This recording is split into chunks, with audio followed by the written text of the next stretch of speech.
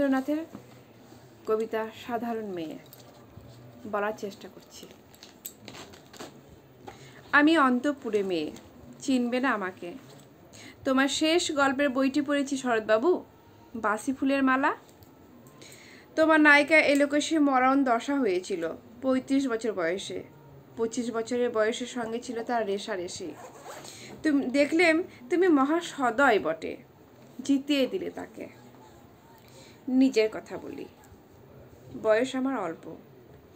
একজনের মন ছুঁয়েছিল আমার এই কাঁচা বয়সের মায়া, তাই জেনে পুলক লাগতো আমার দেহে। ভুলে গিয়েছিলাম অত্যন্ত সাধারণ মেয়ে আমি। আমার মতো এমন আছে হাজার হাজার মেয়ে, অল্প বয়সের মন্ত্র তাদের যৌবনে। তোমাকে দোহাই দিই, একটি সাধারণ মেয়ের গল্প লেখো তুমি। বড় দুঃখ তার, আর স্বভাবে গরিবের। অসাধারণ যদি কিছু তলিয়ে থাকে কোথাও, কেমন করে প্রমাণ করিবে সে? এমন একজন মেলে যারা তারা ধরতে পারে। কাঁচা বয়সে জাদু লেগে ওদের চোখে, মন যায় না সত্যের খোঁজে। আমরা বিকিয়ে যাই মরিচিকার দামে। কথাটা কেন উঠলো তা বলি। মনে করো তার নাম নরেশ। সে বলেছিল কেউ তার চোখে পড়েনি আমার মতো। এত বড় কথাটা বিশ্বাস করব যে সাহস হয় না। না করব এ যে এমন জোর করি। একদিন সে গেল বিলেতে। চিঠিপত্র পায় কখনো বা। মনে মনে ভাবি, রাম রাম, এত মেয়েও আছে সে দেশে, এত তাদের ঠেলাঠেলি ভিড়, আর তারা কি সবাই অসামান্য? এত বুদ্ধি, এত উজ্জ্বলতা, আর তারা সবাই কি আবিষ্কার করেছে এক নরেশ সেনকে, স্বদেশে যার পরিচয় ছাপা ছিল দেশের মধ্যে। মেলের চিঠিতে লিখেছে লিজের সঙ্গে গিয়েছিল সমুদ্র সৈকতে নাইতে। বাঙালি কবির কবিতা কলাইন দিয়েছে তুলে, সেই যেখানে উর্বশী উঠেছে সমুদ্র থাকে। তারপরে বালির পরে বসলো পাশাপাশি, সামনে দুলছে নীল সমুদ্র ঢেউ, আকাশ ছড়ানো নির্মল সূর্যলোক। লিজি তাকে খুব আস্তে আস্তে বললে, এই সেদিন তুমি এসেছো, দুদিন পরে যাবি চলে। ঝিনুকে দুটি খোলা, মাঝখানটুকু ভরা থাক একটি নিরেট অশ্রুবিন্দু দিয়ে, দুর্লভ মূল্যহীন। কথা বলবার কি আর অসামান্য ভঙ্গি। সেই সঙ্গে নরেশ লিখেছে, কথাগুলো যদি বানানো হয় দোষ কি, কিন্তু চমৎকার। হিরে বসানো সোনার ফুল কি সত্য? তবুও তো কি সত্য নয়, বুঝতেই পারছো। একটা তুলনার সংকেতের ওর চিঠিতে অদৃশ্য কাটার মতো আমার বুকের কাছে বিধিয়ে দিয়ে জানায়, আমি অত্যন্ত সাধারণ মেয়ে। মূল্যবানকে পুরো মূল্য চুকিয়ে দিই এমন ধন নেই আমার হাতে। ওগো, না হয় তাই হলো, না হয় ঋণী রইলিম চিরদিন। পায়ে পড়ি তোমায়, একটা গল্প লেখো তুমি শরৎবাবু, নিতান্ত সাধারণ মেয়ের গল্প। যে দুর্ভাগিনীকে দূরের থেকে পাল্লা দিতে হয় অন্তত ৫-৭ জন অসামান্যর সঙ্গে, অর্থাৎ সপ্তরথিনীর মার। বুঝে নিয়েছি আমার কপাল ভেঙেছে, হার হয়েছে আমার।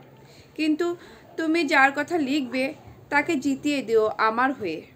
পড়তে পড়তে বুক যেন উঠে ফুলে, ফুলচন্দন পড়ুক তোমার কলমের মুখে। তাকে নাম দিও মালতী। ওই নামটা আমার, ধরা পড়বার ভয় নেই। এমন অনেক মালতী আছে বাংলাদেশে, তারা সবাই সামান্য মেয়ে। তারা ফরাসি জার্মান জানে না, কাঁদতে জানে। কি করে জিতিয়ে দেবে? উচ্চ তোমার মন, তোমার লেখনী মহিষী। তুমি হয়তো ওকে নিয়ে যাবে ত্যাগের পথে, দুঃখের চরমে, শকুন্তলার মতো। দয়া করো আমাকে, নেমে এসো আমার সমতলে। বিছানায় শুয়ে শুয়ে রাত্রির অন্ধকারে দেবতার কাছে যে অসম্ভব বর মাগি, সে বর আমি পাবো না, কিন্তু পাই যেন তোমার নায়িকা। রাখো না কেন নরেশকে ৭ বছরে লন্ডনে, বারে বারে ফেল করুক তার পরীক্ষায়।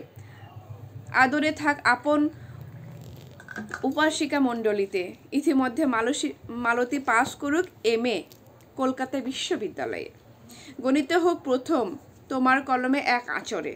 কিন্তু ওইখানে যদি থামো, তোমার সাহিত্য সম্রাট নেমে পড়বে কলঙ্ক। আমার দশা যাই হোক, খাটো করো না তোমার কল্পনা। তুমি কি কৃপণ্য বিধাতার মতো?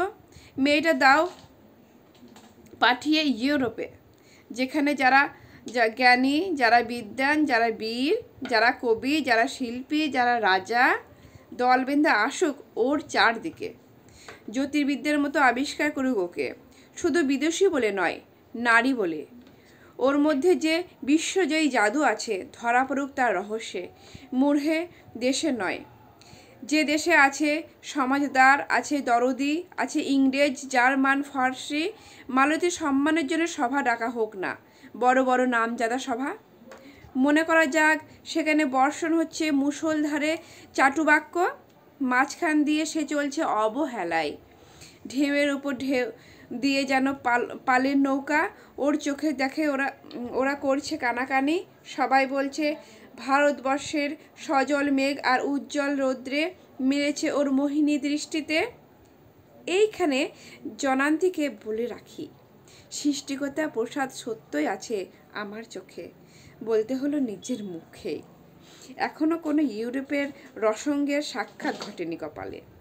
নরেশের দারাগ সেই কোণে, আর তার সেই অসামান্য মেয়ের দল।